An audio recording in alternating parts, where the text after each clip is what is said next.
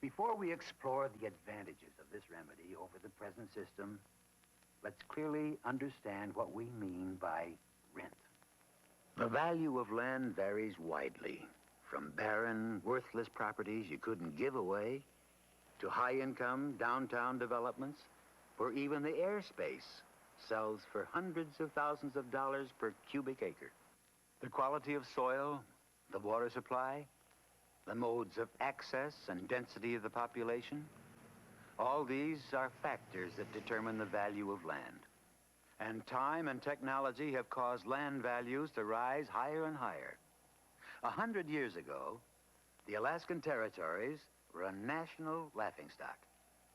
Seward's folly, they called it. And President Lincoln had to practically beg the Congress to complete the purchase for $7.2 million, only 2 cents an acre.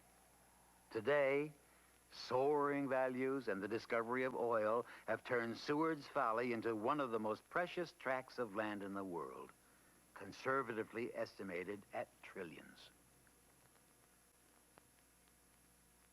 The value of a particular piece of land is determined by the rent that it potentially commands. The economic rent of a specific piece of land can be roughly calculated as the difference between its maximum potential productivity and that of less productive land actually in use. In other words, the economic rent will be proportional to the purchase price of land sold without improvements. Let us take a simple illustration of an area where oranges are one of the principal crops. The least productive acreage of land in this area can produce perhaps 100 bushels of oranges per acre. Here, however, on equivalent acreage, where the soil and climate are more favorable, the same farmer with the same investment of capital and labor could produce 1,000 bushels of oranges per acre. The value that would be assigned to this richer land would then be calculated as the difference between its productivity of 1,000 bushels with that of the least productive land worth 100 bushels. Since the value of this land is higher, the rent that would be generated is also proportionately higher.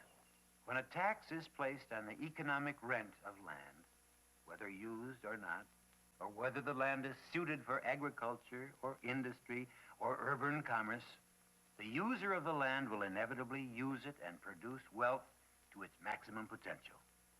And because of the continuing incentive to use the land for maximum productivity, the withholding of natural resources for unfair economic advantage will become a thing of the past.